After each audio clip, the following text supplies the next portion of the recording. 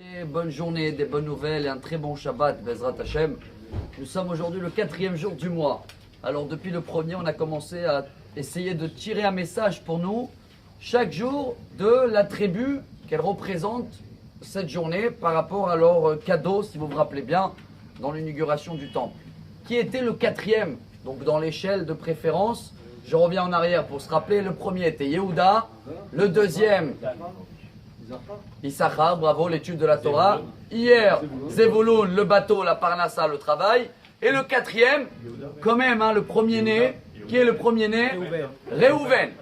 Réhouven, qui est le premier des 12 tribus, qui devait tout mériter pour lui, mais il dit Rashi, il a tout raté. Efsi de Takol.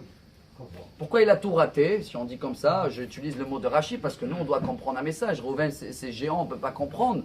Mais si Rashi dit, vu la bracha qu'il a reçue de son père, juste avant de quitter le monde, Yaakov il appelle Réhouven, il dit Réhouven bechoriata, kohi vereshit oni. T'es ma force, t'es ma première création.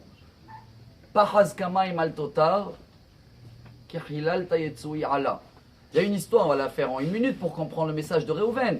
Réhouven, c'est quoi le représentant de Réhouven? C'est les Doudaïm. Doudaïm en français, je crois que c'est les Modragor. Vous avez entendu parler de Modragor? Modragor, jasmin, ces fameuses fleurs qu'il avait amenées à sa mère, on dit que c'est quelque chose, une bonne ségoula pour avoir des enfants. Et sa mère a donné ces fleurs-là à sa sœur, c'est Rachel, et Rachel a enfanté grâce à ces fleurs-là. Donc, qui est né de ces Modragor? Yosef. Donc, si vous voulez, Réhouven, c'est le, je sais pas, ça se dit, comme le père spirituel. Grâce à lui, Yosef est venu au monde. Mais Yosef a tout pris après les brachot. Et Yehuda aussi a tout pris. Et qu'est-ce qui reste pour Réhouven?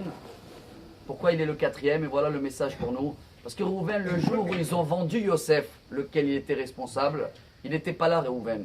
Il était où? En train de demander pardon sur une faute qu'il avait fait. C'est quoi cette faute? Après le décès de Rachel, il a repris le lit de son père, le remet dans la tente de sa mère. Et pendant 48 ans, il n'arrêtait pas de demander pardon sur cette faute. Et le message pour nous aujourd'hui, il est énorme, formidable. Ça veut dire que son père, il a dit, t'as tout raté parce que tu es en train de demander pardon sur cette faute. Et pour l'instant, ils ont vendu ton frère. Ce qui veut dire, il ne faut pas trop revenir en arrière. Il faut savoir avancer. Hametz en hébreu, c'est quoi? Les ahmitz, raté.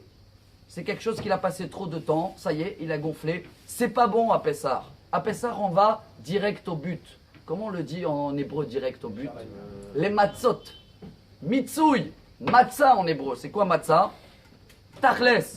Va direct au but. Oublie le passé. Parce que si on revient toujours sur le passé, on n'arrête pas de demander pardon sur le passé et on ne veut pas avancer, et bien ce passé peut nous reculer et on risque de rater certains détails, comme ça s'est passé avec Réhouven qui arrive en 4e. Alors le message pour nous et pour ce Shabbat, venez, on a pris déjà un peu plus de temps, mais de temps à réfléchir, à oublier notre passé, avancer, et comme ça il dit Rabbi Nachman de Breslev, Bezrat Hashem, on va avoir une joie, une réussite et un très bon Shabbat. Besorot Tovot, Amar Rabbi Elazar.